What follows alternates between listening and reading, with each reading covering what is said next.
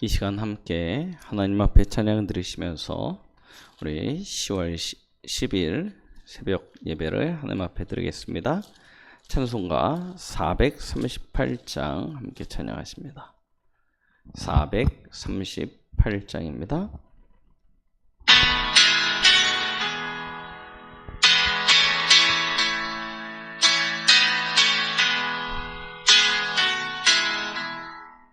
내 영혼이 은총 입어 중한 죄짐 벗고 보니 슬픔 많은 이 세상도 천국으로 화하도다. 할렐루야 찬양하세. 내 모든 죄 사함받고 주 예수와 동행하니 그 어디나 하늘나라. 주의 얼굴 뵙기 전에 멀리 뵈던 하늘나라 내 맘속에 이루어지니 날로 날로 가깝도다. 할렐루야 찬양하세. 내 모든 죄 사함받고 주 예수와 동행하니 그 어디나 하늘나라. 높은 산이 거친 들이 조막이나 궁궐이나 내 주 예수 모신 곳이 그 어디나 하늘나라 할렐루야 찬양하세 내 모든 죄 사함받고 주 예수와 동행하니 그 어디나 하늘나라. 아멘. 다 함께 사도신경으로 신앙을 고백드립니다. 전능하사 천지를 만드신 하나님 아버지를 내가 믿사오며 그 외아들 우리 주 예수 그리스도를 믿사오니 이는 성령으로 잉태하사 동정녀 마리아에게 나시고 본디오 빌라도에게 고난을 받으사 십자가에 못 박혀 죽으시고 장사한 지 사흘 만에 죽은 자 가운데서 다시 살아나시며 하늘에 오르사 전능하신 하나님 우편에 앉아 계시다가 저리로서 산 자와 죽은 자를 심판하러 오시리라. 성령을 믿사오며 거룩한 공예와 성도가 서로 교통하는 것과 죄를 사하여 주시는 것과 몸이 다시 사는 것과 영원히 사는 것을 믿사옵나이다. 아멘. 하나님의 말씀 갈라디아 2장 20절입니다. 갈라디아서 2장 20절 말씀을 같이 합독하십니다. 내가 그리스도와 함께 십자가에 못 박혔나니 그런즉 이제는 내가 사는 것이 아니요 오직 내 안에 그리스도께서 사시는 것이라. 이제 내가 육체 가운데 사는 것은 나를 사랑하사 나를 위하여 자기 자신을 버리신 하나님의 아들을 믿는 믿음 안에서 사는 것이라. 아멘. 오늘 이 고백을 하였던 바울, 우리는 바울의 인생 스토리를 참 잘 알고 있습니다. 그는 히브리인 중에 히브리인이요 날 때부터 바리새인으로 당대의 최고의 배경, 최고의 학문, 최고의 교육을 받았던 그런 이스라엘 최고 엘리트였습니다. 그러나 그는 그 성경의 능통한 지식을 가지고 복음을 핍박하고 복음을 방해하고 교회를 핍박하는 그런 일에 가장 앞장서서 일하였습니다. 그는 그것이 하나님을 위한 일이라 생각했습니다. 그것이 하나님을 기쁘시게 하는 것이라고 믿었습니다. 믿어 의심치 않았죠.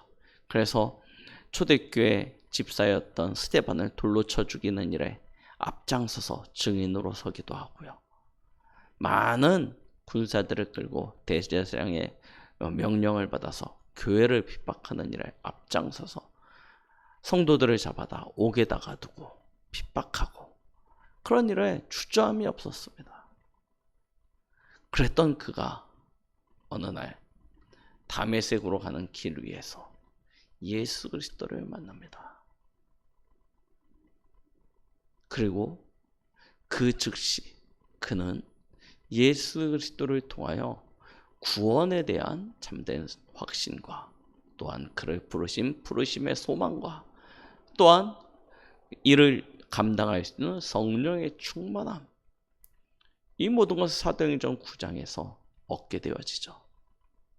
그의 인생은 예수 그리스도를 만나는 날 180도 바뀌어집니다. 이전과 이후의 삶이 너무 극명하게 갈라져요. 왜냐하면 그 만나는 그날 그 즉시로 완전히 결론 속으로 들어가게 되어졌기 때문입니다.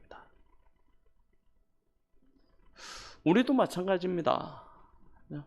우리는 왜 주저주저 할까요? 왜 아직 결론의 그 자리로 들어가지 못할까요? 아직 우리에게 분명하게 발견되어지지 않은 것입니다. 무엇이요? 복음이요.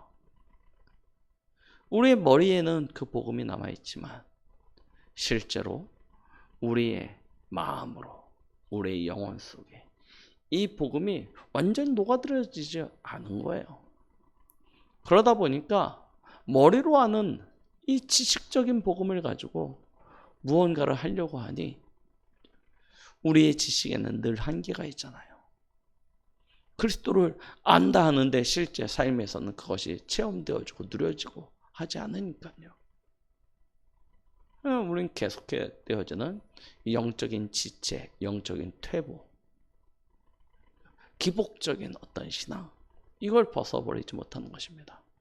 이게 안 벗어지니까 결국 어디로 갑니까? 율법주의로 갑니다. 나 자신을 책망하고 탓하죠. 그리고 또 신비주의로 갑니다. 뭔가 더 분명하고 정확한 것을 체험하기 위하여 체험주의적인 신앙으로 가는 거예요. 그도 안 되니까요. 인본주의입니다. 세상의 여러 가지 지식과 방법을 통하여 인본주의적 신앙을 가졌게 되어집니다. 뭔가 더 해야 된다 생각하니까 율법이 어떤 박애주의적인 그런 형식으로 흘러가게 되어지죠. 그러나 이 모든 것들은 어느 것도 복음의 본질은 아닙니다. 그럼 복음의 본질은 무엇입니까? 우리는 도대체 어떻게 해야 신앙의 결론을 가질 수 있습니까? 다른 방법이 없습니다. 다른 길이 없습니다.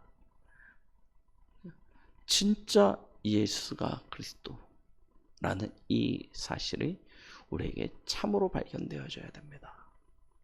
예수 그리스도가 내게 사실이 되어지려면 무엇이 먼저 발견되어져야 됩니까? 나의 과거의 상태입니다. 나의 과거의 상태가 정확히 보여져야 돼요. 창세기 3장 속에 있었던 나의 모습, 죄와 허물로 죽었던 나의 모습, 붉은 죄, 이 피보다도 붉은 죄가 나를 완전히 뒤집어 씌워서 영원히 멸망당할 수밖에 없었던 그 상태에 있던 나, 아무리 구원을 갈망하고 소망해도, 그래서 노력하고 몸부림쳐도 빠져나올 수 없었던 사단의 함정틀 올무에 갇혀 있었던 나, 그 운명과 팔자에 갇혀서 늘 허덕이고 헤매이고 고생하고 있었던 그런 나, 이 죄인된 나, 이게 정확히 보여져야 됩니다. 그래야 무엇이 발견되어집니까? 오직 예수밖에 없구나 라는 것이 발견되어져요. 내가 괜찮은데 돈이 없어서 문제예요. 그럼 뭐가 필요합니까? 돈이 필요하죠. 다 괜찮은데 건강이 없어서 문제예요. 그럼 뭐가 필요합니까? 건강이 문제죠. 내 조금만 배경만 갖춰주면 할 수 있을 것 같은데 배경이 없어요. 뭘 원합니까? 배경이 만들어지기를 원하죠. 그래서 연줄을 찾고 인맥을 동원하고 학연, 지연 찾아다니는 것 아닙니까? 내가 필요하다, 이것이 나의 문제다라고 생각되었지만 우리는 거기에 대한 답을 분명히 할 수 있고 그것을 향하여 가게 되어져 있습니다. 그런데 우리가 발견한 그 문제가 진짜 문제 맞습니까? 지금 나의 상태가, 또 과거의 나의 상태가 도대체 무엇이 문제입니까? 이게 분명하게 보여지면 우리는 명확한 답을 가지게 되어집니다. 우리의 영적인 상태, 진짜 그리스도만으로 행복할 수 없는, 그리스도만으로 답이 되어질 수 없는 나의 영적인 상태, 그 상태가 어떤 상태예요? 창세기 3장 상태, 창세기 6장, 창세기 11장의 그 상태, 이게 완전히 깨어져야 된다니까요. 어떻게 깨어집니까? 그리스도 예수 안에서 철저히 나를 발견하게 되어지면 분명한 그리스도만을 붙잡을 수밖에 없는 것이죠. 그런데 참 감사하게도 그 문제를 해결하시기 위하여 예수가 그리스도로 오셨고 그가 내게 은혜를 베풀어 주셨습니다. 어떤 은혜요? 예수가 그리스도라는 이 사실을 믿을 수 있는 은혜요. 그 안에서 모든 문제가 끝났다는 사실을 발견할 수 있는 은혜요. 그를 믿음으로 말미암아 하나님의 자녀가 되어 죄와 사망에서 완전히 해방되어질 수 있는 은혜를 하나님께 허락하여 주신 것 아닙니까? 예수 그리스도를 믿었다. 무슨 얘기입니까? 끝났다는 것입니다. 더 이상 과거에나 오늘에나 미래에나 더 이상 내가 책임질 것이 없이 그리스도께서 완전히 이루셨다는 사실입니다. 이게 실제로 우리에게 사실이 되어야 되는 것이죠. 오직 예수입니다. 항상 예수입니다. 우리는 다른 것으로는, 그 어떤 것으로는 답을 얻을 수 없는 존재입니다. 예수 그리스도로 말미암아 구원받은 우리, 어떤 축복을 받았습니까? 우리는 그리스도 예수 안에서 참된 생명이 회복되어졌습니다. 허물과 죄로 죽었던 너희를 살리셨도다. 참 감사하죠. 살렸다. 무슨 얘기야? 죽음에서 생명으로, 사망에서 생명으로, 사단에게서 하나님에게로, 지옥에서 천국으로 옮겨졌다는 것 아닙니까? 우리의 주소, 우리의 신분, 우리의 배경 완전히 바뀌어졌다는 것입니다. 여러분 믿으십니까? 얼마나 감사합니까?